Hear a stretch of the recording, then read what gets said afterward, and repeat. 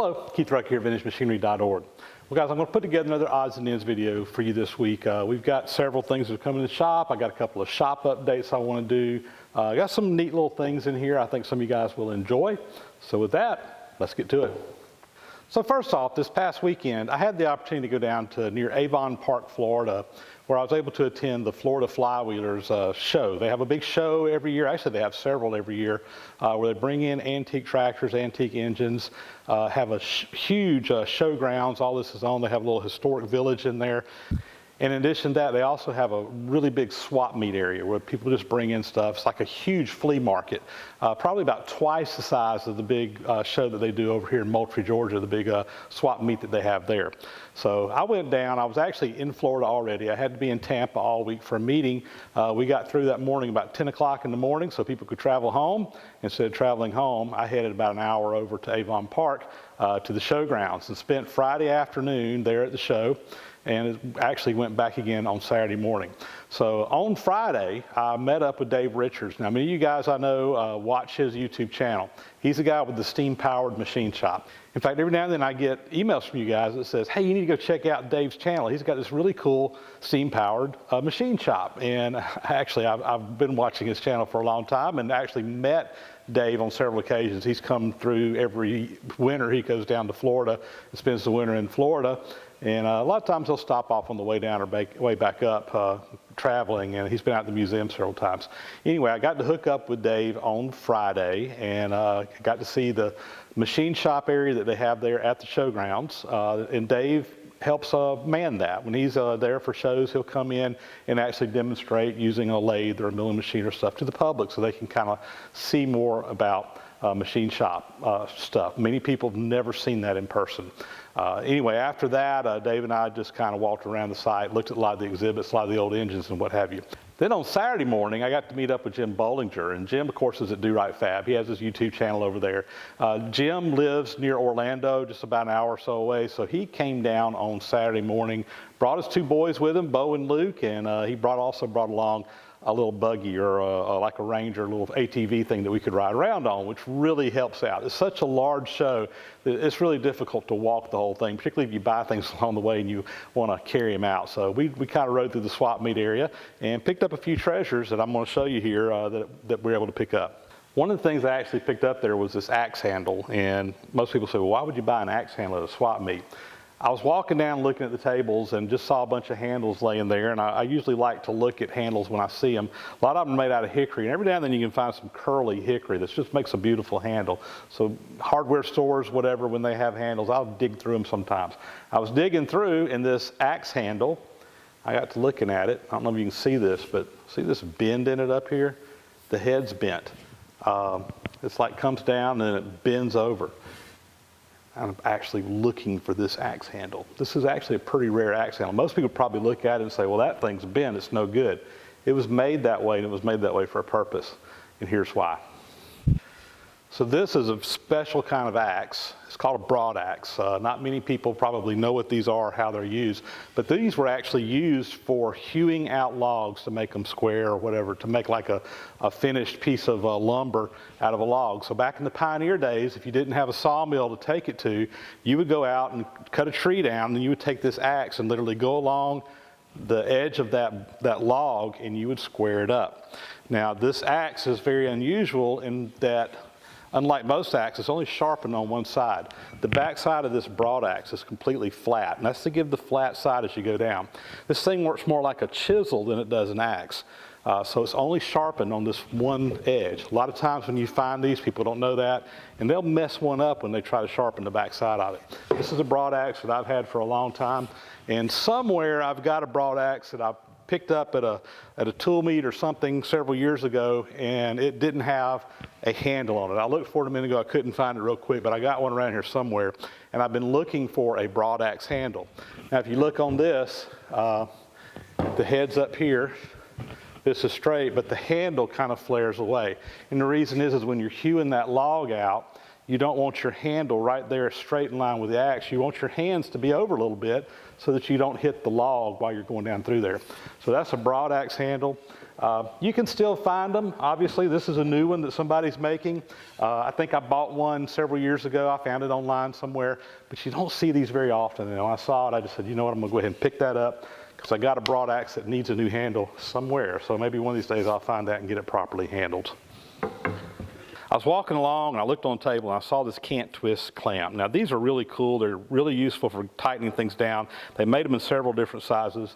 If you watch many other YouTube channels, you've probably seen a lot of guys using these. And I've been on the lookout for some. I've never had one. I've always wanted some and saw this one sitting on the table. Asked the guy, he said 10 bucks. It's a little bit, got a little surface rust on it, a little bit dirty, but it operates just fine.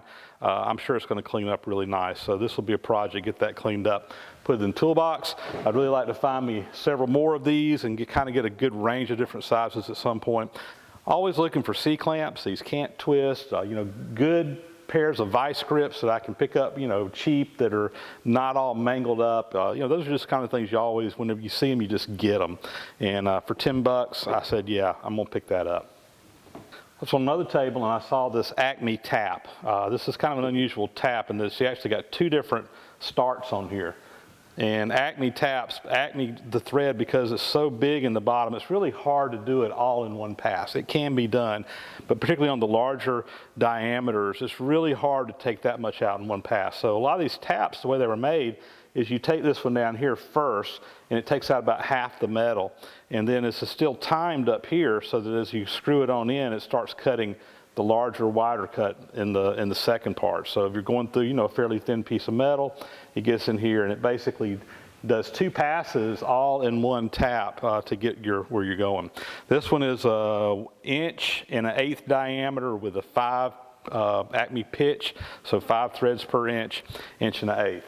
I thought it was kind of ironic because the recent Acme job that I did for Jack Hoying was actually 1 1/8" diameter. And I ended up doing those in 8 threads per inch just because I had some cutters already. Didn't have a tap to do the internal threading. I just did it on the lathe. Had I had this tap, I probably would have used this for at least one of the nuts. Of course, I did both left and right. I think this one's is a right-hand tap. I think so. I have to check it out. But anyway, I picked it up. The guy had it from the table, $10. I figured, you know what, I'm just going to throw it in the toolbox. I've got several other Acme taps that I've picked up at different times and places. You never know what you're going to need, and for $10, if I had to go buy this tap, it's probably be $300 or $400. So I just said, I'm just going to put it in the toolbox. It may never get used, but if I ever have a need for it, I got it. Picked up this little Ames indicator. This is a 10,000ths of an inch, 0.0001, so it's a real fine resolution indicator. It works. It's not going back to the top. I think it should go back to the top here, but it's not perfect. It's a little bit sticky. I don't think it's that bad, but you know what? I saw it sitting on the table. There was actually a guy that he had it looked like a Kennedy toolbox, but it looked really new. And I walked over there, Jim and I saw it, so let's go check that out. Got over there, it was a newer, cheap import model toolbox made to look like an old Kennedy. But out in front of it, he had a bunch of machinist tools. There really wasn't a whole lot there that was of any, significance or value, just some miscellaneous stuff. But he had this indicator and another little indicator that was just roached out. I saw this Ames. I've got another Ames indicator that I really like. These things are heavy duty. I think you could run over one of these things with a truck and it would survive. So I picked it up and started looking at it and playing with it. And I said, that looks pretty good. That looks pretty good. So I asked the guy, I said, how much for the indicator? And he said $5. I couldn't get my money out of my wallet fast enough. Anyway, I'm going to send this one off to Mark Rotowski and have him just go through it, probably replace the crystal. I've already sent him some emails with some pictures or what have you. Mark's up at MR Tool Repair, and he fixes these old things. That's just going to get a good cleaning. I don't know exactly what I'll do, but when he sends it back, it'll be like brand new. I'm not worried about that. When I got this thing home, I started looking at it, and I turned it over on the back, and I saw this on the back. I've never seen one like this. It says spin back, patent pending, Hubbard Spring Machine Company, was at Ulrichsville, Ohio. Never seen one of these. I said, well, what is that? I started playing around with it. This is kind of cool. So it's kind of got this little back here. It's kind of like got a cam in it. And when you loosen that, you can spin this thing around to whatever angle you want to and then tighten it back up, and it locks it back in place. So if you've got this on an indicator stand and you need to change the orientation of your indicator, it just spins there on the back. It's probably not as big of a deal with some of the more modern type indicator holders like the Nogas that you can really move around, but on some of the older types that just had the rods on it, it was often you'd have it in a position where you got everything set up but your indicator wasn't tilted just right. This is neat, and I actually sent some pictures of that to Mark Rotowski, and Mark told me, he said, this is rare. These things are really rare. He says he's only seen one other one on all the indicators that have been sent in to him to be repaired over the years. This is only the second one he's ever seen. So anyway, I thought that was kind of cool. I think this was a little aftermarket deal. It's kind of neat because there's a hole right here, and you roll this thing around and you get to a point, and there's your screw that goes into the back, and then there are other screws up here. So you can take a screwdriver, go through that back, and when you do, you actually replace the back that goes on the indicator. So these things would have been made for a particular model indicator. Anyway, it's kind of neat. Never seen one before. Some of you guys may have, but the spin back, pretty neat. So the Florida Flywheelers show was a lot of fun. I really had a good time. I really appreciate Dave as well as Jim taking time out of their schedule to spend some time with me hanging around. Got to see, actually met up, just kind of randomly met up with several viewers who kind of pulled me to the side. Hey, aren't you Keith Rucker or whatever, which is always kind of neat when you're in a crowd. But hey, if you go to a tractor show or machinery or tool show, you're probably likely to run into somebody that's watched some of my videos, I guess. At least they're more likely to try to be looking at that kind of content on YouTube. That's always fun, getting to meet up with folks. So we enjoyed meeting those guys, and always fun to meet up with some of the guys who watch the channel. Man, there was a lot of neat tractors and engines and tools and machines and just all kinds of really neat things to see down at the Florida Flywheelers show. If you're into that kind of stuff, I'd highly recommend you taking a trip down there. You can go to their website. They have, I think, 3 shows a year. Again, the February show, the one we just had, is by far the largest one that they do. But it was just really a lot of fun. I'm hoping I can get back down there again sometime in the future. I thought I'd show this real quick too before I mailed it off. So in a previous video a little bit back, I made this left and right hand Acme threaded rod, as well as made the nuts that go on here. This was being done for Jack Hoyen, who is a friend of mine, asked me to help him out on it. And we actually did a little trading. He sent down a couple of neat tools that I now have in my shop in exchange for doing some machine work. So I need to get this sent to him, and was kind of wondering how best to package it up. I started just put it in a cardboard box, but I said, you know what, this thing is just likely to not make it on a UPS truck or a postal service truck if you just wrap it up in some cardboard. So I decided the best thing to do is I'm just going to build a crate for it. So I just knocked this out. It's just some half-inch plywood. It's nothing fancy. Sitting in here kind of on some cradles that are cut in half, so it sits in the bottom and the cradle goes on top. I just took a drill bit and drilled a hole in there, the same diameter of the rod. And now this thing is in here. It's not going anywhere. It's nice and tight. We're going to put the lid on this, and I'll take it by UPS tomorrow and get it headed up to Ohio to Jack. So Jack, when you get this, I know you're watching. I've marked the top. Just pull the top off, and then you'll have to take the screws off of these top pieces here that clamp this in, and the piece should lift right out. And I hope this works out for you. And he's making a big table. This is going to expand the leaves on the table, and I think it's going to be pretty neat. So hopefully when he gets started on that project, he can send some pictures or maybe some video down, and we can share that with you guys at some point in the future. So I'm going to button this thing up and get it on its way to Jack. So guys, what you're looking at here, this is my 18-inch straight edge that I bought castings from Richard King from, and I use this. I was using it on my Monarch restoration, have been, and it's been a nice little tool to have. Last time Richard was down for a scraping class, we were talking about these straight edges, and he mentioned that he used to sell a 12-inch version of this, but his patterns got messed up, and he didn't have patterns to get new pieces cast. So I kind of said, you know what, I might be able to help you out on that. So I got up with my buddy Charles Marlin. In fact, I sent this straight edge over to Charles, and Charles drew this one up in SolidWorks and basically scaled it down to a 12-inch straight edge using the same design that Richard normally uses in his. He has these in all kinds of different sizes, ranging up to some really large ones. Anyway, I sent that. He modeled it up in 3D, and then sent me some files that could be put on a 3D printer. And originally, he was going to actually 3D print them himself, but his printer kind of messed up, and he was not able to do that. I happened to come across one of my viewers, David, up in Tennessee, mentioned that he's got a nice industrial size 3D printer that will do some pretty large prints, and he volunteered. He said, hey, I'll print those patterns for you. So anyway, here is a 3D printed model of the 12-inch straight edge that's been made for patterns. Now, this one here, Dave, I had some other guys do some 3D printing for me for some patterns. Normally with Charles, when he would do this, his printer was fairly small. He would actually have to print this in like 4 different pieces, and we'd have to kind of put it together like a jigsaw puzzle to make the patterns. And it works fine, but David's printer was actually big enough that he was able to print this all in one piece, which was really nice. And this is a split pattern, so it pulls apart. You got 2 halves. There's a pin there, it's kind of sticking a little bit, but anyway, you would take this piece, put it down in the sand, mold the bottom, you then come in here and put this one on the top, mold the top, and you can pull the 2 halves apart. So it's a split pattern. Charles drew all that up. Actually, the holes were actually 3D printed in here. These pins are removable. These were 3D printed pins, so everything on this was a 3D printed project. Anyway, it came out really, really nice. I will say that the quality of the print on Dave's printer, and again, he told me it was a professional industrial grade printer. It wasn't your typical hobby type printer like most people have. But this thing is really nice. It's got one of the smoothest finishes I've ever seen come off of a 3D printer. It's still got a little texture to it, but it's really not bad at all.